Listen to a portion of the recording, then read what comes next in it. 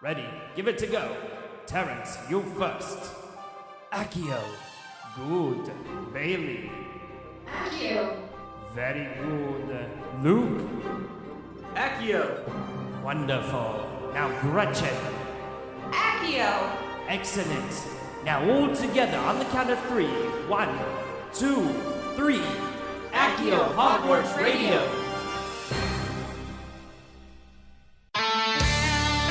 This is Hogwarts Radio, episode 230 for January 20th, 2019. Hogwarts Radio is the official podcast for Wizarding News, discussing all things Harry Potter, Fantastic Beasts, and the rest of the Wizarding world. For the quickest up-to-date news on the franchise, make sure you check out wizarding.news. Hello everyone, and this is Hogwarts Radio, broadcasting to Harry Potter fans worldwide since 2008. I'm Terrence Pinkston. I'm Bailey Riddle. And I'm Gretchen Rush. Our show can be found virtually anywhere online, such as iTunes, the Google Podcast app, Spotify, iHeartRadio, Stitcher, Radio Public, and other places where podcasts are aggregated. It doesn't matter where or how you listen, just make sure to tap the subscribe button, and we guarantee you'll have a new episode each Sunday. We also invite you to follow us on Twitter, Facebook, and Instagram so you never miss an update from the show. Don't forget, Hogwarts Radio is also on Patreon. By pledging, you'll have instant access to many benefits, including Into the Common Room, behind-the-scenes planning of the show, Hogshead Radio, and much more. Visit patreon.com/HogwartsRadio to sign up today. Welcome to episode 230, and I'm going to throw out a number, 3824. Does anybody know what 3824 is? Is that the number of hours Hogwarts Radio has put out? Oh, God, no. That would be like 3,000 episodes. I mean... that would be too funny. Yeah. I mean, with how long-winded we get. You never know, but still, 3824. What about you, Gretchers? Is it that Lost number? What's that number on Lost? Oh, it's 4, 8, 15, 16, 23, 15, 42. 16. Yeah. So close. Oh, okay. Well, 3824. We are on day 3824 of Hogwarts Radio. So it's been 3,824 days since we started the show. Pretty cool stuff. Wow. 824 days of Hogwarts Radio. Is she trying to rent it up? How do you measure our show? That's pretty good. It's actually 5,506,560 minutes. Oh, wow. That is I don't think that's how that one goes. 91,776 hours ago, 546 weeks and 2 days, and let's see, how many seconds is that? It's like 330,393,600. That's a lot of numbers, guys. A lot of numbers. So exactly from the release date of this episode, 10 years, 5 months, 19 days. Anyway, our good friend, the Shubes, might know him, Mike Schubert from the Potterless podcast, just got to the point in book 7 where Dobby dies, and he put out a tweet the other day. It said, "Dobby, no." Poor Mike. Poor Mike. I think what I love about this is that everyone knows exactly where he is and what he's talking about with that tweet. Yeah, exactly. It's a very universal response, that. Well, seeing that, and we replied to him, and he kind of sent us a reply back saying that he had never done a 180 so hard on a character before. And if you listen to Potterless, Mike didn't like Dobby at all, but now he's just like, oh my God, he's dead, he's gone. So yeah, pretty crazy. And it got me thinking, like, what if Dobby's death was a direct result of the promise that he broke to Harry about never saving his life ever again? What do you guys think about that? I've actually thought about that before, and I really like that idea. But I mean, technically, if you think about it, Dobby saved Harry's life with the gillyweed. He saved his life multiple times in different ways, just never quite so directly, I think, after that promise. That's true. That's very true. And G, one of our patrons, made a good point of saying it wasn't an unbreakable vow that was being used, so obviously that couldn't be the reason why Dobby died. While that may be true, we've always known house elf magic to work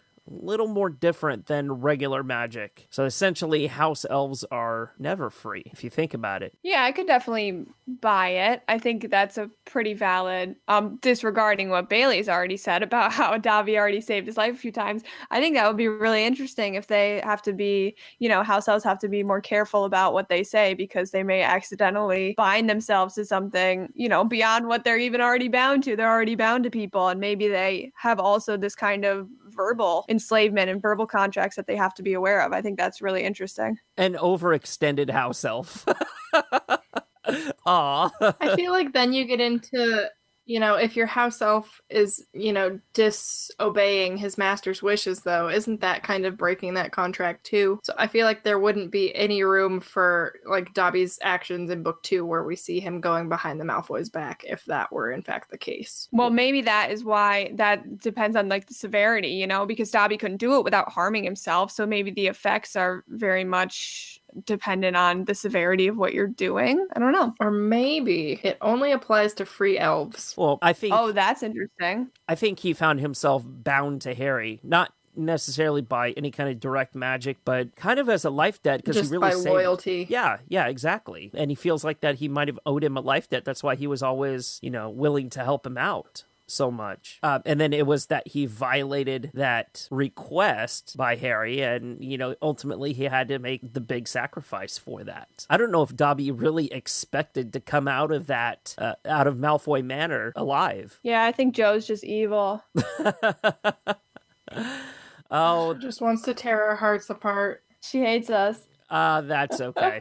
That's okay. There's some more interesting stuff that J.K. Rowling has done that people might not be aware of, and we'll talk about that a little bit later on. But for now, let's go ahead and get to this week's news. Gretchen, it's been a slow part of the roller coaster that we're on right now. I guess we're going up to the top. Yeah, that's my hope. It has been a bit of a slow week. So starting off, we did get a release date for The Crimes of Grindelwald, digital and DVD, Blu-ray, all of that release. So the digital will arrive on February 15th. You'll be able to get that digitally. And all the physical versions, which includes the 4K Ultra HD combo pack, the Blu-ray combo pack, and the DVD special edition will arrive on March 12th. So you can pre-order those now and receive them on March 12th.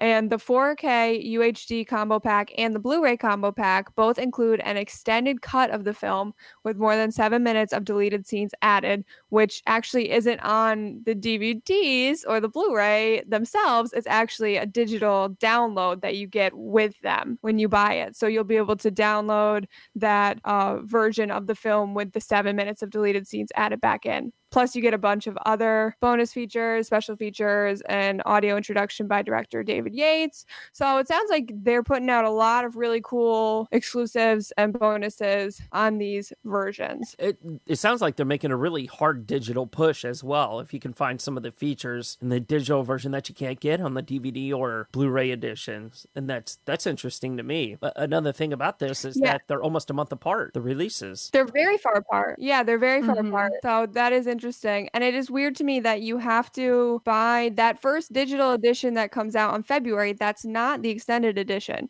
You actually have to buy one of these combo packs, a physical combo pack, to then get a code to download the extended edition. So I don't understand why they didn't. I guess they didn't have room in those packs to also include the extended edition in addition to the regular version of the film. I mean, I would be completely fine with having 3 discs in there, or what now, 4 nowadays. You got the digital, you've got you got the Blu-ray, you've got the DVD, you have the special features, and then you would obviously have something else, like special features part 2. I would be totally fine with that. I feel like most people would, which is why it's strange to me that they chose to make it a digital download. I guess to incentivize people who really just like digital to say, okay, well, if you want a digital version of the extended, you got to buy this more expensive version. Mm-hmm.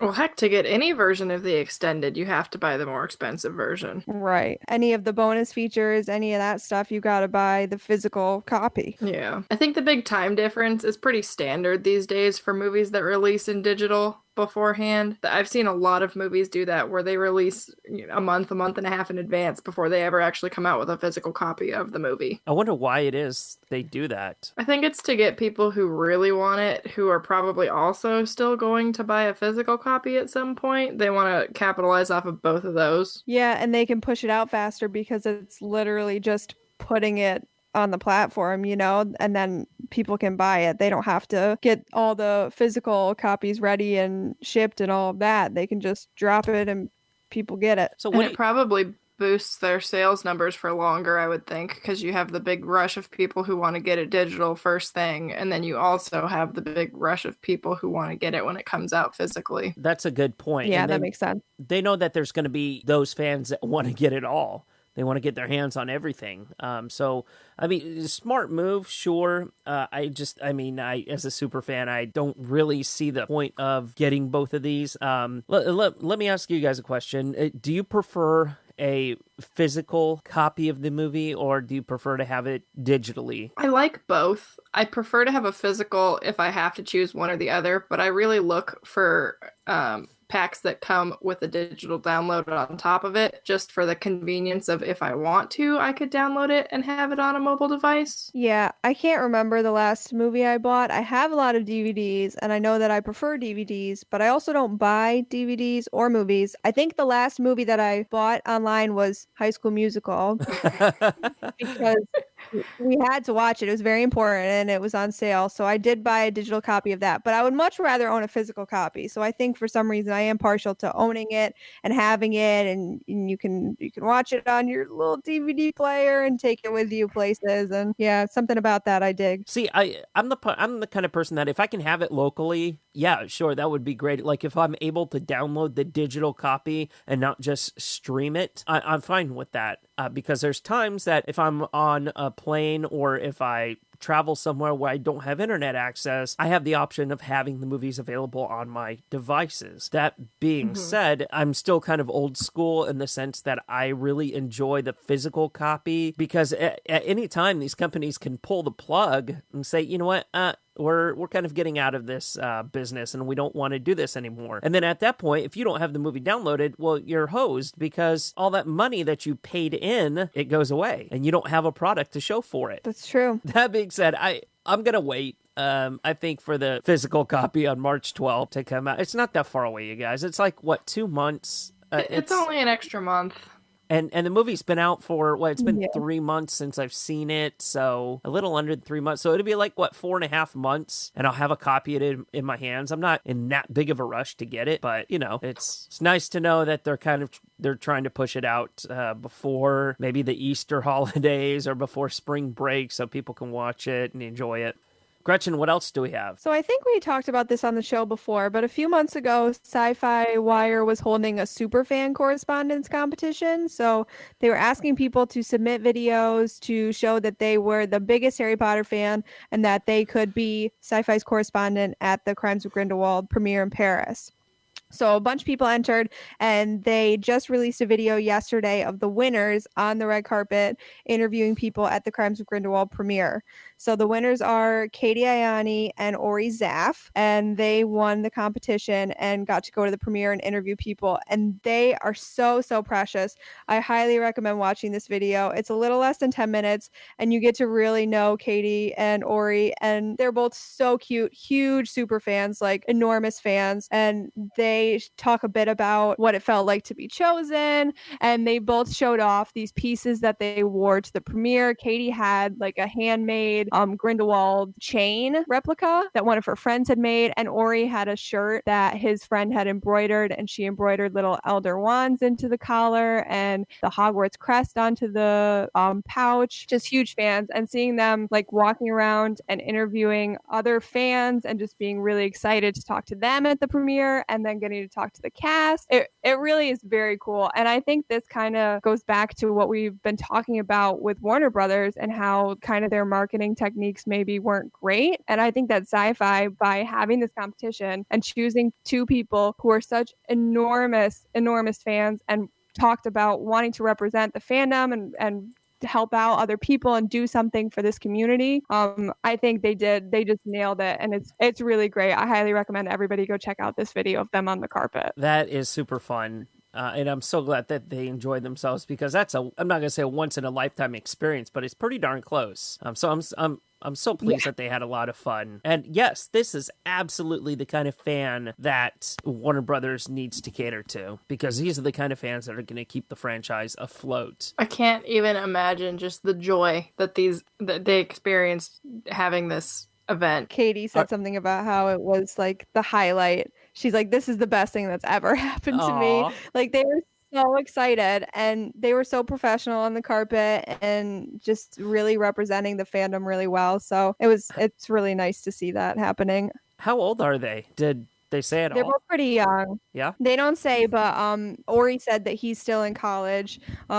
And Katie looks pretty young too. So they look, they're people our age. They're like in their 20s, people who grew up with the books and the movies and just really love. And in the community, Katie talked a bit in the video about how she really grew up in this community, and she's been in the fandom for 20 years, and she's a part of all of these groups. And they really do, they represent who the modern, I think, Potter fan is. It's people in their 20s, people who have grown up with it, who love it. And then you're getting now all the younger people being ushered in with Fantastic Beasts. And I think that the community of old school fans really are trying to bring in those young fans and make this an accessible fandom for people. I think it is a very welcoming and accessible fandom, and seeing two people representing that fandom who are just so joyous and full of light and love and really accepting other people, it's very nice to see. That's a wonderful thing that we're starting to pass on our experiences within the Harry Potter fandom, and it's kind of, it is changing to cater to these younger fans, and it's wonderful that we're there, because we can say that we went through it. We were there at the very beginning, the Sorcerer's Stone and the movie releases, and that's something that these super fans aren't ever going to be able to experience, is the release of a Harry Potter book or the release of a Harry Potter movie, and yet they're still so immersed in this fandom and in this culture, and they've done a wonderful job of kind of representing that. So our last piece of news is actually a flashback piece. So we kind of wanted to highlight some things that happened previously. So our flashback news is from this day, but in 2011, when the concept art for the Three Brothers scene in Harry Potter and the Deathly Hallows was released. So designer Elias Little, he published it on his blog so people could look at it. And we'll include the link in the show notes, because it's really cool to see 8 years ago these wonderful, gorgeous drawings of what became what I think is one of the greatest scenes in all 8 films. So this art is just beautiful. Yeah, I remember this being released, and we didn't get to see this until Deathly Hallows Part 1. We couldn't even see a preview of it at all, if I remember correctly.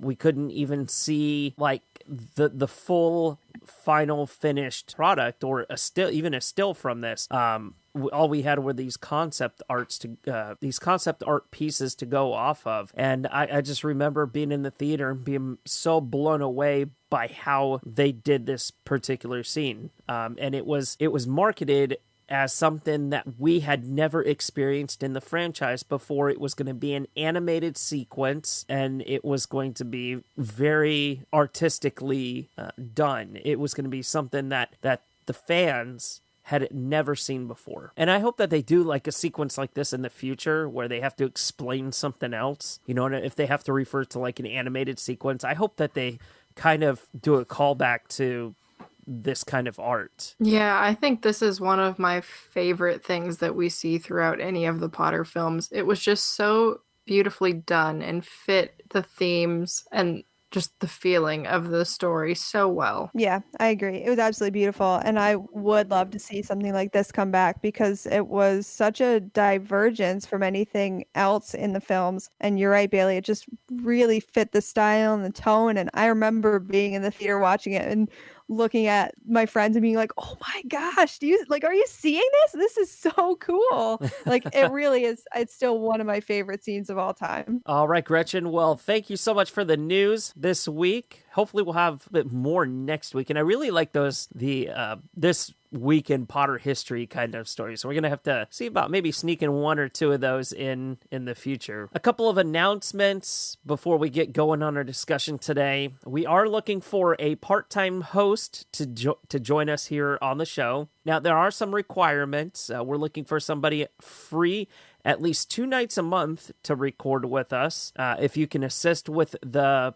pre- and post-production planning of the show, and if you have an unquenchable thirst for all things Fantastic Beasts and Harry Potter, then send us an owl to staff@hogwartsradio.com. Keep in mind, we are in the United States. All of the hosts are in the United States. I know we've been getting a couple that are worldwide, and by all means, please continue to send those in. But whenever we record, it's usually at night this time, and if you're over, let's say in the UK, well, it's going to be probably like 2 or 3 in the morning. So we'll just kind of keep that in mind as you submit your request into us. It's a lot of fun being a host on the show, being involved in the off-air stuff as well. And, we're kind of looking to spread that joy around a little bit by adding another new voice to the panel. So if you're interested, again, send us an owl to staff@hogwartsradio.com. Not a literal owl, guys. Don't send us an owl to the email. I don't know. I've gotten a couple of them where somebody just sends us like a picture of an owl, and I'm like, okay, what do I do with this? Yeah, pretty funny stuff. Oh, very funny. clever. People's got jokes. So yeah, definitely looking to fill that fairly soon.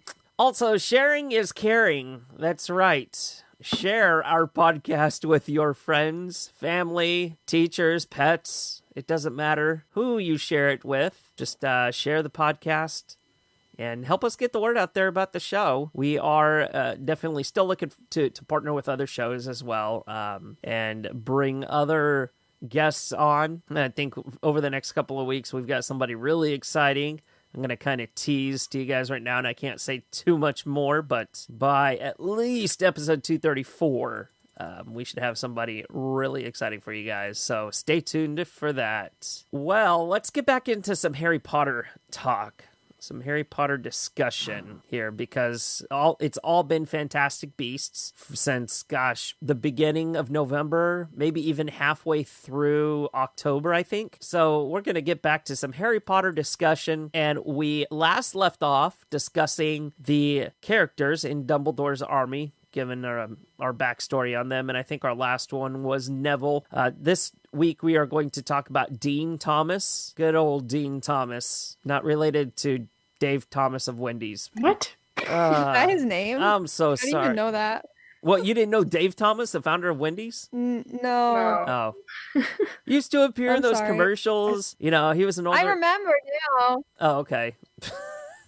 Now that you mention it, I remember it, but it's not a name I would pull out of my hat. Especially now when talking about Dean Thomas. Oh. Who would I think of? Thomas Kincaid. That's who I would think of. Oh, yeah, Thomas Kincaid. They have a lot in common, Dean Thomas and Thomas Kincaid. Oh, they are both very artistic, aren't they? We'll get into that exactly.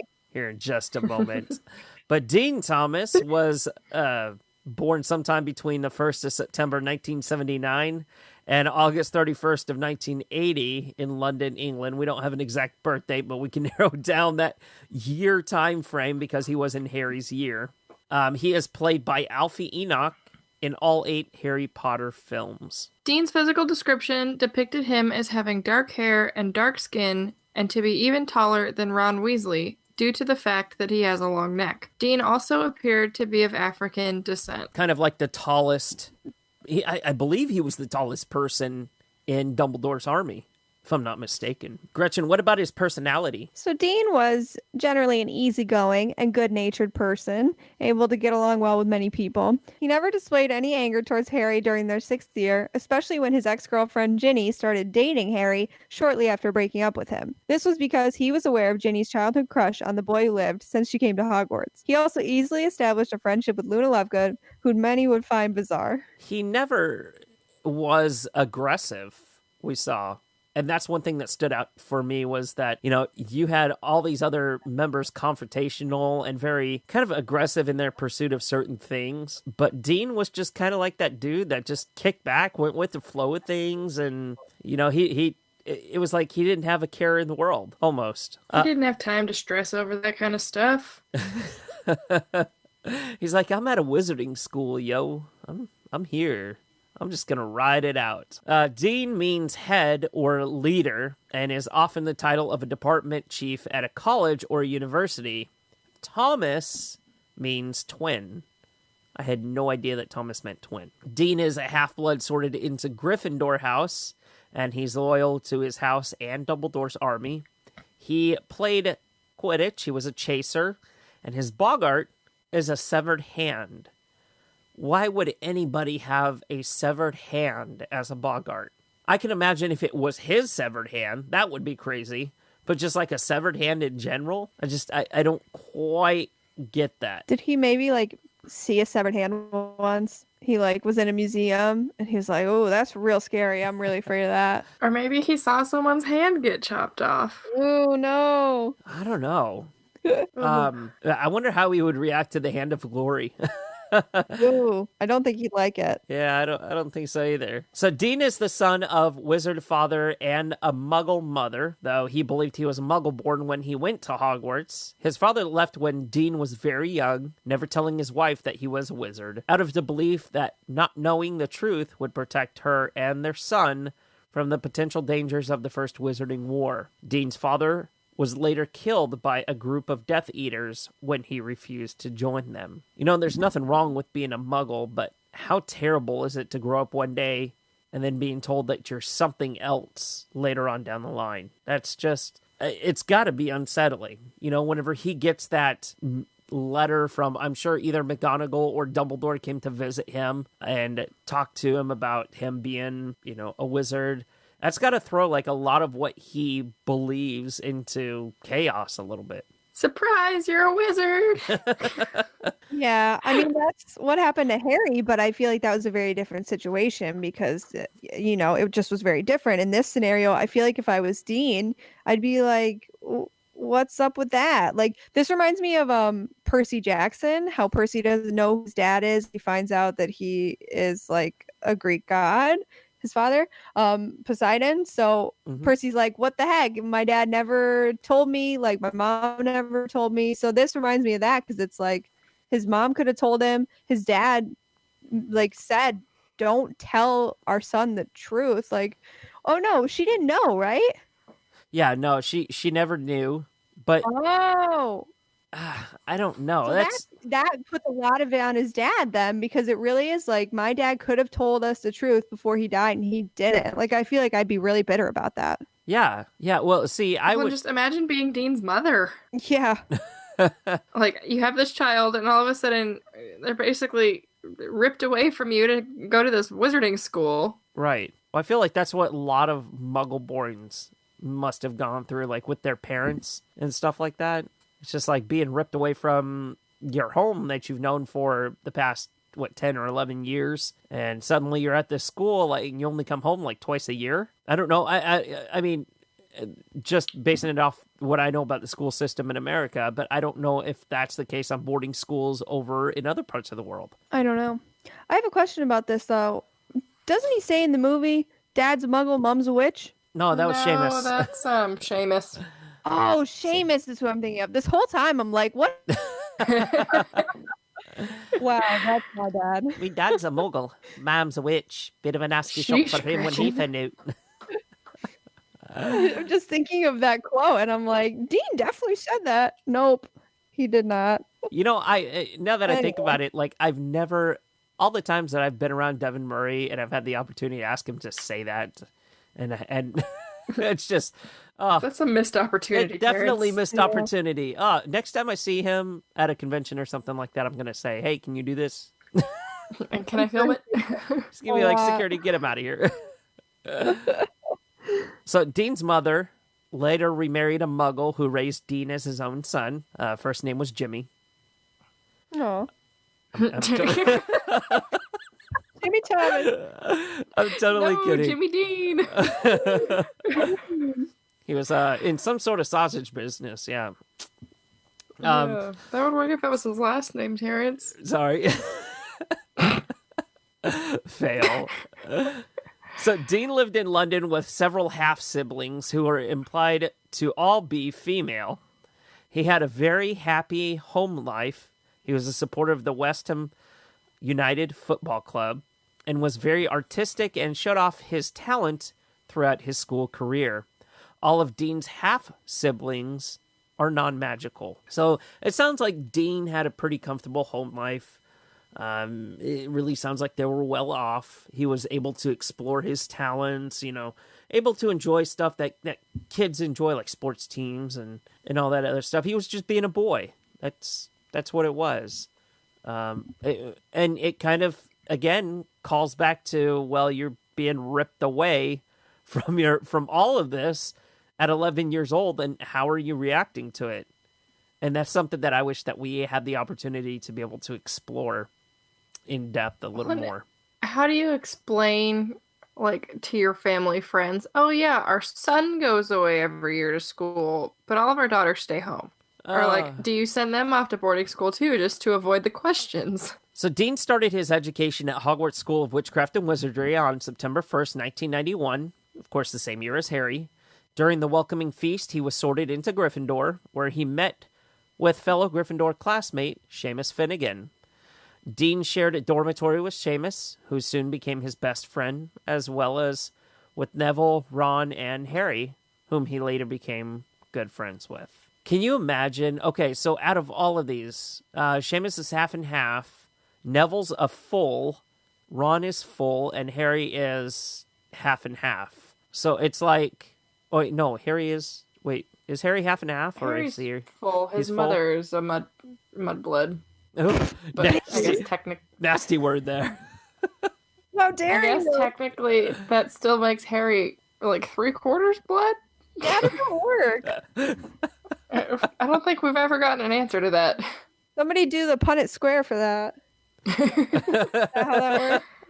Oh my God. Genotype him. The memories, the horrible biology memories are coming back to me now. But how weird is that you're thrown into like this dormitory with all of these people who've been exposed to this community? It's like you're seeing all this stuff for the first time as an 11-year-old. What do you make of it? Are you just like kind of going with the flow, or are you just like, oh my God, this stuff is scary?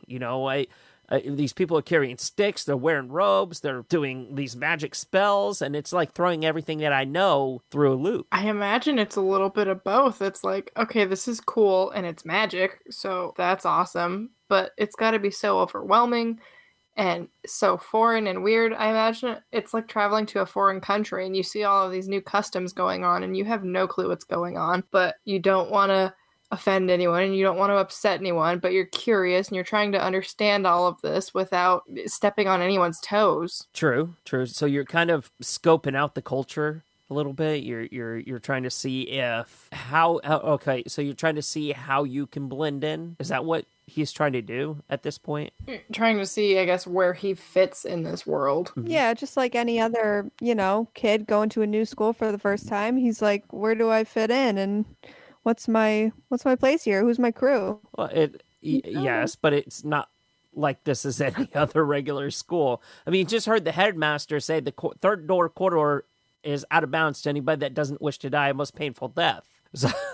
So you're like, oh my God, where the heck am I? What did I get myself into? So am I gonna die at school this year? Right, exactly. You're hearing like all these things about Harry and about this guy that must not be named, and I mean, there's got to be some sort of apprehension going on in his mind to where he's just like, oh my God, what the hell did I get myself into? So Dean, being artistic, drew a banner titled "The Potter for President" for his dorm mate during the first Quidditch match.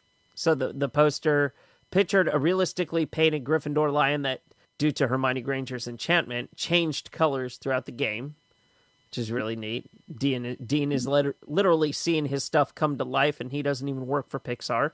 So that's pretty cool. In his 6th year, he replaced Katie Bell as the chaser for the Gryffindor Quidditch team after she became hospitalized for touching that cursed necklace. And at first, Dean's relationship with Ginny, who he started to date, seemed to be strong, as the couple spent a lot of time together. They dated in spite of her older brother Ron's disapproval, and despite the amount of time they spent together, their relationship began to spiral downwards, and it was due to, in part, to Jenny's insistent crush on Harry. She had harbored the affection for Harry since her first year at Hogwarts. So at the end of her first year, her affections only intensified when Harry saved her from the Chamber's secrets. So she still maintained a hope that Harry would return her feelings, but she started to date Dean and a few other boys as well. I really didn't see a fit for Dean and Jenny. Whenever I read about it in the books as well, like they were snogging. Where were they in the Three Broomsticks and the Hogshead? Something like that. And they were snogging in the booth. I just really didn't see that being a relationship that made sense. And I mean, that's probably why it didn't work out. But even in the first place, it's like kind of one of those moments in the series where I was like, what just happened? Why these two characters? Yeah, I don't remember having any particular feelings one way or the other, because I think she so obviously establishes the Ginny and Harry relationship, so you know that it's not going to pan out. And we don't know that much about Dean in the books anyway. So it's almost like it's just adding a little bit of fuel to Harry's fire, you know? It doesn't really do much for Dean and Ginny's relationship. There's not much going on there. So I didn't see it going anywhere. Mm-hmm. Well, and you've got to think about, like, they're young and they're exploring feelings, and even if they're not necessarily 100% into one another, they're still just experiencing life. They're doing what young people do. I'd like to form an exploratory committee to see if I really would like to date Ginny Weasley. Oh my god. I've been listening to too much politics lately. According to Hermione, when Harry bumped into Ginny while climbing through the Gryffindor common room entrance under his invisibility cloak and under the influence of Felix Felicis, Ginny believed that it was Dean who kept trying to help her through the portrait hole, and the two argued over it. Dean stuck his ground, saying he did not help her through, and Ginny ended their relationship. Dean was shocked at the insensitivity of his friend Harry when this happened, not knowing an invisible Harry was the true culprit and cause. Harry and Ginny shared a kiss at a Quidditch party soon after she broke up with him, and Dean broke his glass in astonishment that his roommate and ex-girlfriend would start a romance so soon. Despite this, Dean shared no hate for either Ginny or Harry for their relationship. He was just hurt they would do such a thing so shortly after he was dumped by her. Yeah, I kind of felt sorry for Dean after everything was said and done with Ginny, and there was really no cooling off period. And Harry's just like, I'm here. Yo, let's go for it. I kind of felt bad for Dean at that point. It sucks. It really does. I mean, young love hurts. Well, and you have to think about Dean.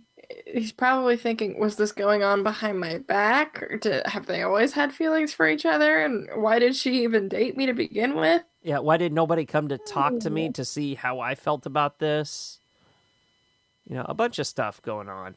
I mean, to be fair, Harry was dealing with so much crap that year anyway, but still, Ginny should have at least talked to him. Yeah, I think my favorite part of this is just picturing that fight. Like, you tried to help me. No, I didn't. Yes, you did. No, I didn't. Then I'm done with you. It's over. How dare you not try and help me? What a ridiculous thing to break up over. Should have been like, I'm not a smart man, Ginny. I know what love is. Yeah, maybe that would have worked out for him. Right. He didn't do it right. I know, he didn't. Poor Dean. The Forest of Dean. The Forest of Dean. Oh! In 1998, Dean did not return to Hogwarts to complete his 7th year. His presumed Muggle-born status put him on the run from the Ministry of Magic. He went on the run after the Ministry fell under the control of Lord Voldemort and began rounding up Muggle-born wizards and witches. The Ministry also imprisoned them in Azkaban for allegedly stealing magic. It's so silly that I think about this, but so dangerous, right?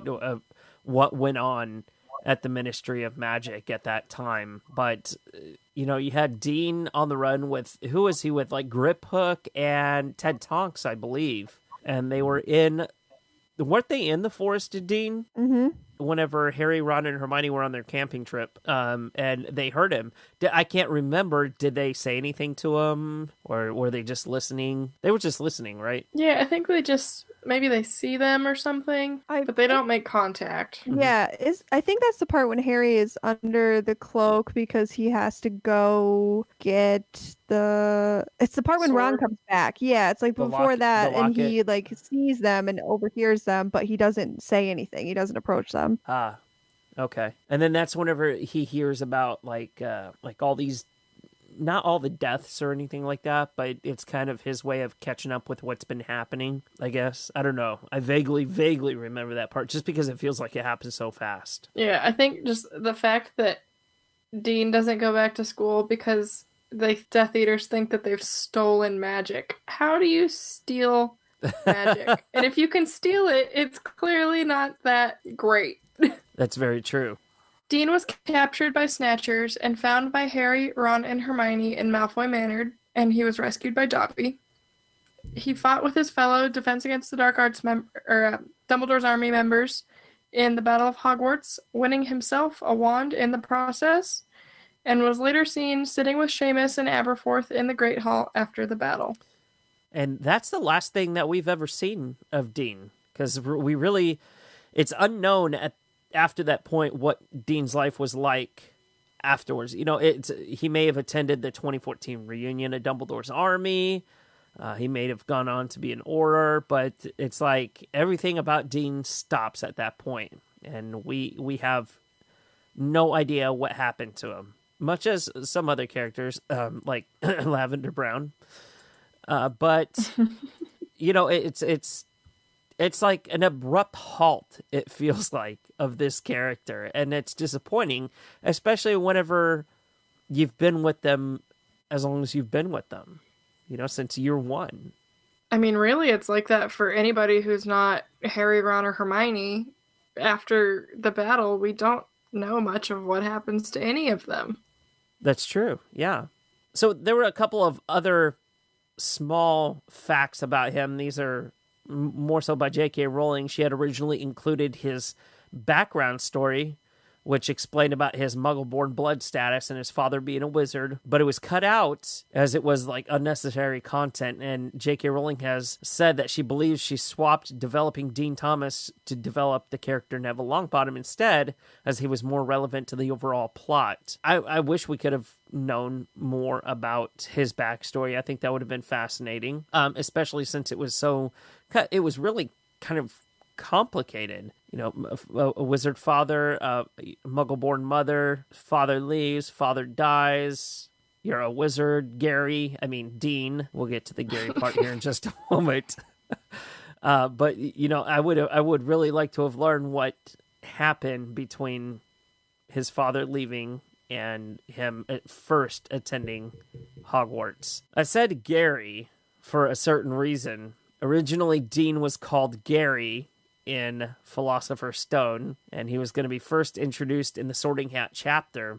His character was cut from the UK copies due to needing to shorten the chapter, but he is in some US copies. He was also going to be featured in the chapter Midnight Duel, going along with Harry, Ron, Hermione, and Neville to confront Draco, but he was cut out of that scene entirely. So after having cut Dean out of so much of the books, J.K. Rowling didn't want him to go unnoticed in the films, and when the film adaptation of Philosopher's Stone was in production, she blew away director Chris Columbus with the amount of information she had on such a minor character. So that would have been fun. Kind of have. I just want to know what she was thinking with the name Gary, because she'd already picked Harry at that point. So she's committing then to Harry and Gary being friends, and I'm very glad she changed that. Harry and Gary and Seamus. That sounds like an awesome TV show. Gary and Seamus. Yeah. Harry and Gary sounds like you're just asking for a lot of confusion. Remember that guy, Bad. Gary Potter? No, I think he was called Harry. No, he was called Gary. The name Gary will always make me think of SpongeBob. Yes, that's what I was thinking. Exactly. Now I'm just imagining Dean as a snail. Hey, a couple of interesting facts here. J.K. Rowling has also said in response to a fan on Twitter that she wouldn't put it past Dean Thomas being a Jedi. The source here is a bit vague. She might not have meant that Dean was an actual Jedi, but rather he would perhaps the wizard equivalent of one. So a more likely explanation is that having been raised in a Muggle household, Dean was a fan of the Star Wars series of films, much the same as he bought a poster with football players to Hogwarts because he was a fan of the West Ham Football Club. And finally, a very interesting note here. So Alfie Enoch and Devin Murray, who played Dean and Seamus, have both expressed that they like the fan theory of Dean and Seamus ending up together. That's awesome. That would be so amazing if it was canonized. We need That J.K. would Rowling be. to get on that. Yeah, because that would tie up two characters right there. That would be fascinating. And I think it would help out a lot with a lot of the backlash that she's receiving right now. I feel like putting that to bed wouldn't open up a can of worms. I don't think it would really. She would get. I think such it would. I think it would be just the same as the Dumbledore situation, Really? where there's nothing in canon to suggest that that's how they felt, and then all of a sudden afterwards she just does it to try and make it inclusive. So you don't think I that see that opening up a huge can of worms for JK. you don't feel like the fandom would be accepting of it, or would there be like a sharp division? I think the fandom would be. I think they would have a very similar reaction to how they reacted once JK announced that Dumbledore was gay. Very true. Very true. Yeah, I agree. All right, so that does wrap up our discussion on Dean Thomas. And if you have any questions about anything that we discussed, remember to send us an email to staff@hogwartsradio.com, and we'd love to read it on the show. Before we hang up the microphones for this week, let's play Two Truths and a Lie. I'll kick it off here. Dean Thomas was granddad to Dave Thomas, founder of Wendy's. An original idea for our show name was ASCAcast, and we originally recorded each episode of our show a minimum of 3 times. So which is the lie? I mean, it has to be the Wendy's one. Are you sure? It's gotta be. That you recorded each episode 3 times. That makes me very sad. I'm having a visceral reaction to that. I'm glad that we don't still have to do that, as much as I love recording this show. So yes, Dean Thomas is not the granddad to Dave Thomas, founder of Wendy's. Shocking. I found a notebook the other day, and I might take pictures of it, and I'll share it on Patreon sometime this month. But it included original ideas for the show, to include original names right before we started Hogwarts Radio. And I think this was 2007 that I had this notebook, and I found it going through some of our old boxes the other day. And I was like, oh my God, I can't remember. I don't even remember writing half of this. So, and then, yes, we recorded our show the first, I want to say 10 episodes. We recorded them a minimum of 3 times, just because technology wasn't our friend back then. So yeah, interesting times for the 2008 editions of Hogwarts Radio. All right, Bailey, 2 truths and a lie. All right. I do not have any Harry Potter Funkos on my desk at work. One of my coworkers asked me if I was a host on Hogwarts Radio out of the blue, and I do not have the very first Harry Potter Funko in the series. Ooh, Gretchen, what do you think? Yeah. I think you do have Funkos on your desk at work. Harry Potter Funkos. I do too, yeah. But what's the lie? That one, because you said you don't Oh. have any. So I think you do have some.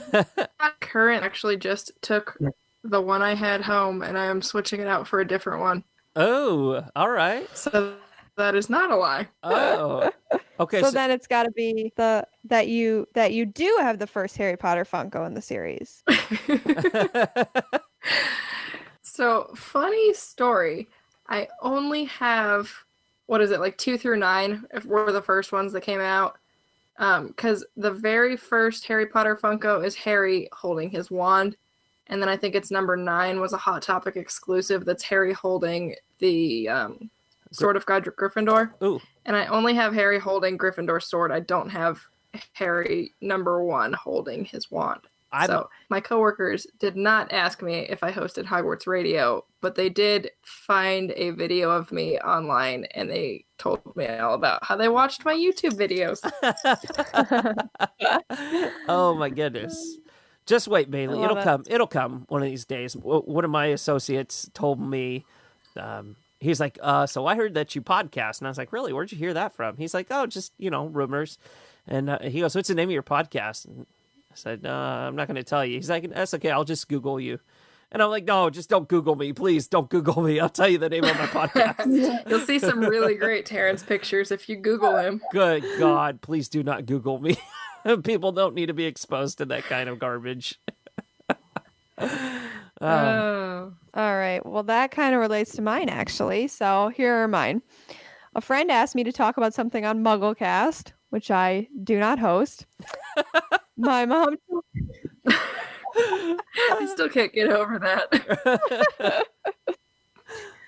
My mom told me that the Hogwarts Express, I was talking about my little, Hogsmeade village that my mom gave me. So she got the Hogwarts Express, and she told me that it does come with Hermione. And I just planned my first trip to Chicago. I don't believe that you just planned your first trip to Chicago. I don't think the Hogwarts Express has come yet. Oh, well, Bailey picked the correct lie, but actually the Hogwarts Express did come, and it does not come with Hermione. What the heck? Ooh. We are very sad. That's just annoying. Who sends a set with only Harry and Hermione? This is sexist. We're wondering if maybe there's a missing piece, because I totally agree, and I'll be very, very mad. So she's not entirely sure. It was a bit of a weird website. It was a weird transaction. She's been charged a few times. So she's not entirely sure what she bought. So she thinks it may be more than 3 pieces, and that there could be a 4th piece coming with Hermione. So I've got my fingers crossed that she is going to show up. But as of right now, the 3rd piece that has come does not include Hermione. And I did just plan my first trip to Chicago. We're going at the end of May, and I'm very excited. Oh, that's a great time to go, too. Yeah. What are you looking forward to doing out there? Yay. We're going to see a musical. It's called Six, and it's about the 6 wives of Henry VIII.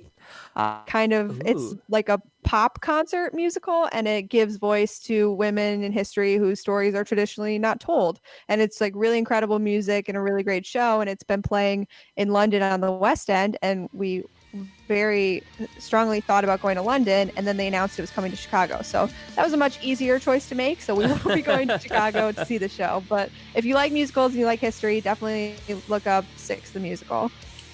Perfect. Well, guys, that is it for this hour of Hogwarts Radio. And if you'd like for us to extend our show by an additional 30 minutes, we're just looking for a few more patrons to sign up over at patreon.com/Hogwarts Radio. Of course, in addition to all the other benefits that you get us one step closer to that goal of extending our show out to an hour and a half so we can go deeper into character discussions, talk about the news a little bit longer, chit-chat for a little bit longer, just do everything a little bit longer. As we all know, longer is better. All right, everybody. Well, thank you so much for tuning in. Once again, I am Terrence Pinkston. I'm Bailey Riddle. And I'm Gretchen Rush. And that is it for episode 230 of Hogwarts Radio. We will see you next week for episode 231. Bye-bye. That was bloody brilliant. Codswallop.